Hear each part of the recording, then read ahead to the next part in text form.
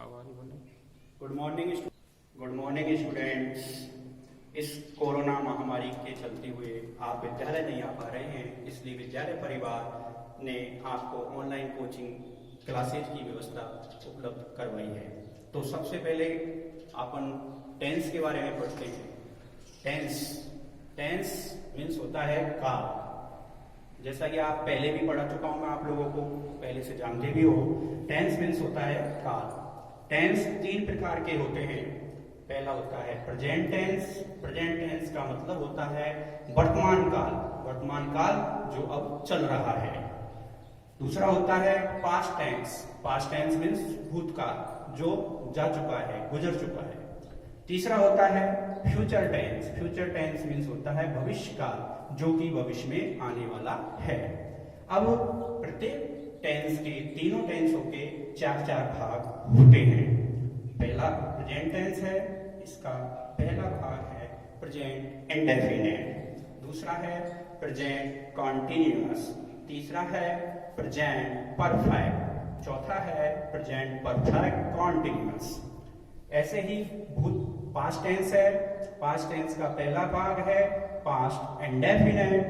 दूसरा है past continuous. तीसरा है पास्ट परफेक्ट। चौथा है पास्ट परफेक्ट कॉन्टिन्यूअस। ऐसे ही तीसरा फ्यूचर टेंस। फ्यूचर टेंस का पहला भाग है फ्यूचर इंडेफिनिट। दूसरा है फ्यूचर कंटिन्यूअस। तीसरा है फ्यूचर परफेक्ट। चौथा है फ्यूचर परफेक्ट कॉन्टिन्यूअस। तो मैं समझता हूं कि आपके समझ में आया होगा। दोबारा एक बार रिवाइज कर देता हूं। तीन टेंस होते हैं, प्रेजेंट पास्ट फ्यूचर। प्रत्येक टेंस के चार चार भाग होते हैं। अब हम सबसे पहले प्रेजेंट टेंस का पहले भाग के बारे में बात करने जा रहे हैं। के बारे में हाँ जी, हेलो। अब हाँ जी थोड़ी आ गए इसमें, हेलो। सबसे पहले प्रेजेंट इंडेफिनिट टेंस के बारे में अपन पढ़ रहे हैं, ठीक है। प्रेजेंट इंडेफिनिट टेंस की पहचान होती है हिंदी के वाक्यों के अंत में ता है, ती है, ते हैं आदि सब आते हैं। इसकी एमबी का मतलब होता है मेन वर्ब। मेन वर्ब मतलब मुख्य क्रिया। इसकी मुख्य क्रिया वर्ब की फर्स्ट फॉर्म आती है। इसकी helping verb. Helping verb means सहायक क्रिया। सहायक क्रिया लगती है इसमें डूडल्स। ही, सी, इट, नेम तथा सिंगुलर नाउन या एक वचनकर्ता के साथ वर्ब की फर्स्ट फॉर्म में एस अथवा ईएस लगाते हैं। जिन क्रियाओं का अंतिम अक्षर O, double S, C H, X, S H या जेड हो तो उनके अंत में ईएस लगाते हैं तथा शेष क्रियाओं के साथ एस लगाते हैं। आई, वी, यू, दे तथा बहुवचन कर्ता के साथ केवल वर्ब की फर्स्ट फॉर्म लगाते हैं। दोबारा से देख लीजिए। पहचान होती है हिंदी के वाक्यों के अंत में ता है, ती है, ते हैं आदि शब्द आते हैं। मेन वर्ब बी फर्स्ट होती है। अब B first, B3, बी2, B3, B4 के बारे में सभी बच्चे जानते हैं। हेल्पिंग वर्ब डूडल्स होती है। ये सिंगुलर सब्जेक्ट है। ही, सी, इट, नेम एक वचन के कर्ता के साथ में वी फर्स्ट में एस अथवा एस लगता है। और एस किसके संग लगना है, ईएस किसके संग लगना है, इसके बारे में बता रहे हैं। जिन क्रियाओं का अंतिम अक्षर ओ हो, डबल एस हो, सी एच हो, एक्स हो, एस एच हो या जेड हो तो उनके अंत में तो ईएस लगता है तथा शेष क्रियाओं के साथ एस लगता है। अब ये आपके प्लूरल सब्जेक्ट है। आई, वी, यू, दे तथा बहुवचन कर्ता के साथ केवल वर्ब की फर्स्ट फॉर्म लगाते हैं।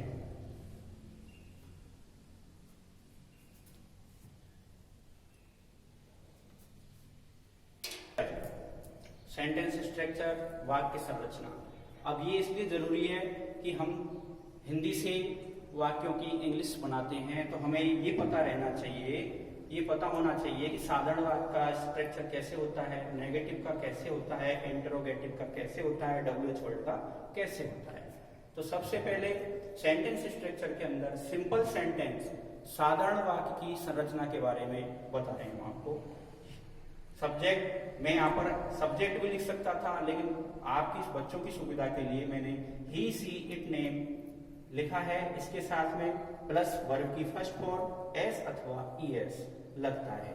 जैसा कि पहले नियम में बताया था कि ही सी इट नेम एक वचनकर्ता के साथ वर्ब की फर्स्ट फॉर्म में एस अथवा ईएस लगता है plus object. I we you they तथा बहुवचनकर्ता के साथ वी फर्स्ट लगती है ओनली प्लस ऑब्जेक्ट।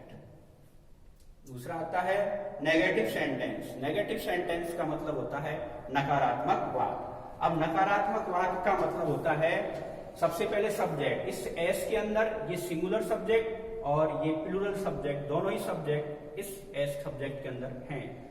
तो सब्जेक्ट के अंदर यदि आपका सब्जेक्ट प्लूरल है, प्लूरल का मतलब आई वी यू दे है, तो आपकी हेल्पिंग वर्ब लग जाएगी डू, और नॉट हमेशा तीसरे नंबर पर आता है प्लस वर्ब की फर्स्ट फॉर्म प्लस ऑब्जेक्ट। यदि आपका subject he she it name है, तो आपका subject he she it name एक वचन है, तो आपकी हेल्पिंग वर्ब लग जाएगी does plus not plus verb की फर्स्ट फॉर्म प्लस ऑब्जेक्ट। फिर तीसरे नंबर पर आता है इंटेरोगेटिव सेंटेंस। इंटेरोगेटिव सेंटेंस का मतलब होता है प्रश्नवाचक वाक्य जिनसे प्रश्न का निर्माण किया जाता है। ये दो प्रकार के होते हैं, एक तो हेल्पिंग वर्ब से शुरू होता है और एक डब्ल्यूएच वर्ड से शुरू होता है। ये चीजों के बारे में अपन पहले क्लास चलती थी तो उसमें भी अपन बातचीत कर चुके हैं। तो हेल्पिंग वर्ब डू डज सबसे पहले, उसके बाद में सब्जेक्ट प्लस वर्ब की फर्स्ट फॉर्म प्लस ऑब्जेक्ट। अब वही पहले वाली बात, डू किसके संग लगना है बच्चों? डू लगता है plural subject I we you they के साथ। डज लगता है बच्चों ही सी इट नेम एक वचनकर्ता के साथ।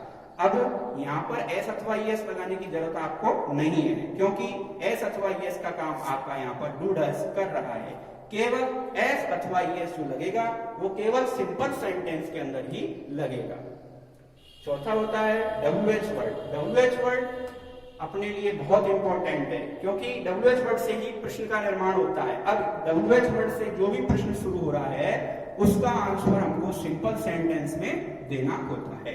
तो सबसे पहले डब्ल्यूएच वर्ड। डब्ल्यूएच वर्ड का फुल फॉर्म होती है, कहने का मतलब जैसे कि व्हाट है, वेयर है, whom है, why है, whose है, हाउ मेनी है, इनसे प्रश्न शुरू होते हैं। इसके बाद में डू डज हेल्पिंग वर्ब, उसके बाद में सब्जेक्ट, उसके बाद में बी फर्स्ट और ऑब्जेक्ट। यदि ऑब्जेक्ट जरूरी है तो लग जाएगा, यदि जरूरी नहीं है तो नहीं लगेगा। अब डब्ल्यूएच वर्ड से ही प्रश्न का निर्माण किया जाता है, जिसका आंसर हमें सिंपल सेंटेंस में देना पड़ता है। तो मैं मानता हूं कि आज जो हमने आपको पढ़ाया है वो आपके समझ में आ रहा होगा। कितना 8 होना तो समझने जा रहे हैं।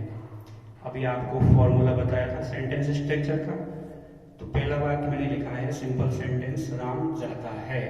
तो राम इसमें सब्जेक्ट है और जाता है वर्ब है, इसमें ऑब्जेक्ट अपन ने नहीं लिया। तो राम सिंगुलर सब्जेक्ट है, राम गो वर्ब है, एक वचनकर्ता के साथ वर्ब की फर्स्ट फॉर्म में रूल्स के हिसाब से एस अथवा एस लगता है। राम गोज, राम नहीं जाता है, राम डज नॉट गो। क्या राम जाता है? डज राम गो। इसमें हेल्पिंग वर्ब पहले आ गई क्योंकि ये इंट्रोगेटिव सेंटेंस है। राम कहाँ जाता है? वेयर डज राम गो। दूसरा वाक्य है मैं बाजार से फल लाता हूँ। सब्जेक्ट है इसमें आई, क्रिया है इसमें लाना, ऑब्जेक्ट है इसमें फ्रूट, और फ्रॉम मार्केट ये ऑब्जेक्ट कॉम्प्लीकेंट का काम कर रहा है। I bring fruits. अब इसमें एस अथवा एस इसलिए नहीं लगाया क्योंकि यहाँ पर आई वी यू दे तथा प्लूरल सब्जेक्ट के साथ केवल वर्ब की फर्स्ट फॉर्म लगाते हैं। I bring fruits from market. मैं बाजार से फल नहीं लाता हूँ। I do not bring fruits from market. क्या मैं बाजार से फल लाता हूँ? Do I bring fruit from market. मैं बाजार से क्या लाता हूँ? What do I bring from market. मार के। तो ये 2 वाक्य मैंने आपको समझाए हैं बना के। अब आपको मैं होमवर्क के लिए ये 5 वाक्य दे रहा हूं। प्रत्येक वाक्य के 4-4 वाक्य आपको बनाने हैं घर पर ईमानदारी से। ना तो मैं देखने आ रहा हूं, ना आप हमें बताने आ रहे हैं, लेकिन आपको जो होमवर्क मिल रहा है उसको आप ईमानदारी से घर पर करें। यदि किसी बच्चे को कोई समस्या है आज जो हमने पढ़ाया है, तो आपके पास, सबके पास में नंबर है, आप कॉन्टेक्ट कर सकते हैं। हम विद्यालय जाते हैं, सीता भोजन पकाती है, तुम रोजाना क्रिकेट खेलते हो, राम अंग्रेजी पढ़ता है, वे मैदान में दौड़ते हैं। अभी प्रेजेंट इंडेफिनिट टेंस में शेष बहुत कुछ है पढ़ने के लिए। अभी अपन ने सेंटेंस स्ट्रक्चर पढ़ा है। सेंटेंस स्ट्रक्चर इसलिए जरूरी है क्योंकि इससे हम हिंदी निर्माण से इंग्लिश का निर्माण करते हैं, जो कि हमें ऐसे है, पैराग्राफ है, स्टोरी है, क्वेश्चन आंसर है और अपनी बातचीत करने की जो भी शैली उसमें काम लेते हैं। लेकिन आने वाले जो एग्जाम में जो आता है उसके लिए अभी शेष 50% मटेरियल प्रेजेंट इंडेफिनिट का शेष है, जो आगे की कक्षाओं में आपको पढ़ाया जाएगा। धन्यवाद।